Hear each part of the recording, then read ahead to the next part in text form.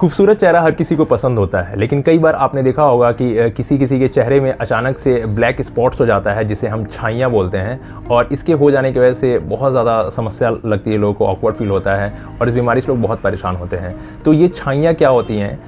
ये छाइयों को basically medical term में मिलाज़मा बोला जाता है। छाइयों को मिलाज़मा बोला जाता है। मिलाज़मा बेसिकली हमारे स्किन के अंदर कुछ ऐसे सेल्स होते हैं, मेलानोसाइट सेल्स होते हैं, जो प्रोड्यूस करते हैं कुछ पिगमेंट जो हमारे स्किन कलर के लिए रिस्पॉन्सिबल होते हैं। और कई बार होता क्या है कि इस पिगमेंट का बहुत ज़्यादा सिक्रेशन हो जाता है किन्हीं वजह से, और ज़्यादा सिक्रेशन के होने की वजह से वो सारा सिक्रेशन किसी एक जगह पर आकर के स्पॉट हो जाता है।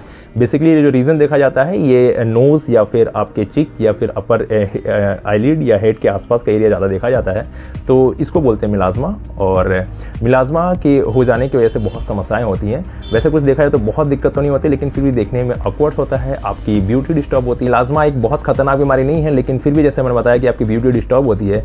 तो ये देखा गया है कि अमेरिका के एक रिसर्च के मुताबिक, अगर डाटा की हम बात करते हैं, तो 90% वुमेंस को ये समस्याएं हैं। तो आप समझ सकते हैं कि ये पूरे वर्ल्ड वाइज में 90% फीमेल्स इससे सफ़र कर रही हैं। बेसिकली ये मेल्स में भी होता है, लेकिन जो मात्रा फीमेल की होती है वो ज़्यादा होती है। इंडिया में अगर देखा जाए तो इंडिया में डाटा के अनुसार हर तीसरी महिला को ये समस्याएं हैं।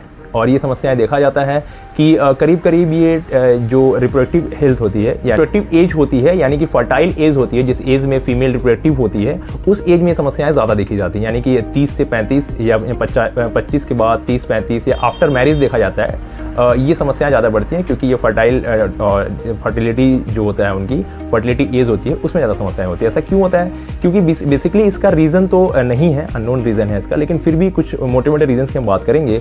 तो जैसे मैंने पहले बताया कि फर्टिलिटी से रिलेटेड है इसका, यानी कि फीमेल्स को ज़्यादा होता है, तो यानी कि हार्मोनल इम्बैलेंस की होने की वजह से होता है, यानी हार्मोनल इम्बैलेंस की वजह से आपको ये समस्याएँ हो सकती हैं। पीरियड डिस्टर्ब हो जाना, यानी कई बार मेंस्ट्रुएशन पीरियड पहले आता है, कई बार लेट आ जाता है, तो यही हार्मोनल इम्बैलेंस का ही एक रिजल्ट होता है, तो इसकी वजह से भी हो सकता है। तीसरा रीज़न होता है, अगर किसी को थायराइड है, यानी कि कोई फीमेल थायराइड से ग्रसित हैं, तो उनको भी ज़्यादा चांसेस होते हैं कि मिलाज़मा उनको हो।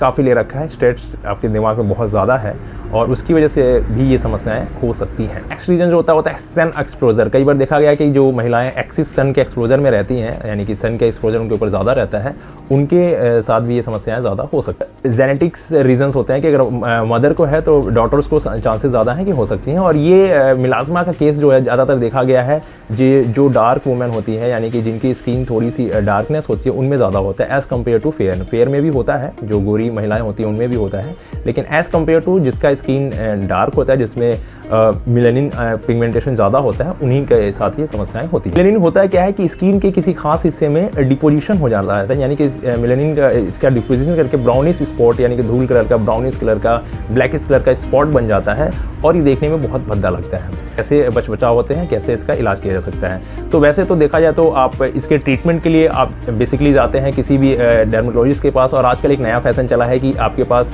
कॉस्मेटिक डर्मेटोलॉजिस्ट होते हैं, जिसके पास आप जाती हैं, मेडिसिन लेती हैं, ट्रीटमेंट कराती हैं, और बहुत जल्दी रिजल्ट आता है, ठीक भी हो जाती हैं। लेकिन कुछ समय बाद फिर से वो दोबारा हो जाता है, फिर दोबारा आप जाती हैं, फिर दोबारा वो डीपिगमेंटेशन के कुछ मेडिसिन देते हैं, कुछ वो हल्के फुल्के स्टेरॉइड देते हैं, फिर वो ठीक हो जाता है, और फिर आप तीसरी बार जाती हैं, चौथी बार जाती है, फिर एक समय के बाद वो स्किन पे आपके काम करती ही नहीं है।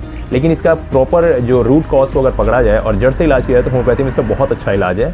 और होम्योपैथी में बेसिकली कॉन्स्टिट्यूशनल बेस हमको देखना पड़ेगा कि वजह क्या है, किसी पेशेंट के, किसी फीमेल की प्रेगनेंसी की वजह से हो रहा है, यानी आफ्टर प्रेगनेंसी हो रहा है, या फिर सन एक्सपोजर से हो रहा है, तो मेडिसिन बदल जाएगी, और या फिर उसकी कुछ जेनेटिक्स रीजन की वजह से हो रहा है, या फिर उसकी थायराइड है उसके हिस्ट्री में। तो इस तरह की अगर हिस्ट्री हम लिखते हैं, जो रीज़न हमको समझ में आता है, उसके हिसाब से मेडिसिन कॉन्स्टिट्यूशनल बदलती रहती है। लेकिन फिर भी हम आज कुछ मोटी मोटी 2-4 मेडिसिन ऐसी बताते हैं जो जनरली देखा गया है कि काफ़ी केसेस पे बहुत ही इफेक्टिवली रिजल्ट इसका आया है। तो हम बात करते हैं कुछ मेडिसिन के बारे में। तो आइए बात करते हैं कुछ होम्योपैथी की ऐसी मेडिसिन जिसका मिलाज़मा में बहुत अच्छा रिजल्ट होता है। होती है थूजा। जी हाँ, थूजा आप 200 पोटेंसी में बेसिकली सुबह शाम 2-2 बूंद लेंगे तो इसका रिजल्ट बहुत अच्छा होता है।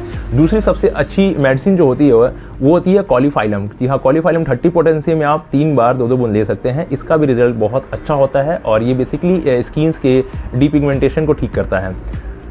तीसरी मेडिसिन जो होती है, जो मोस्ट फेमस स्किन्स के लिए हमारे होम्योपैथी में होती है, वो होती है बारबेरिस एक्विफोलियम। जी हाँ, बारबेरिस एक्विफोलियम का मदर टिंचर आप ले सकते हैं। इसका 10-10 बूंद आपको दिन में 3 बार पीना है, आधे कप पानी में मिला करके, और साथ ही में इसको आप अपने इफेक्टेड पार्ट पे लगाना भी है। अगर आपके पास रोज़ वाटर हो यानी गुलाब जल हो तो उसमें आप इक्वल अमाउंट में मिक्स करके और उसको 3 से 4 बार दिन भर में अगर लगाते हैं तो उसका भी बहुत अच्छा रिजल्ट आपको मिलता है।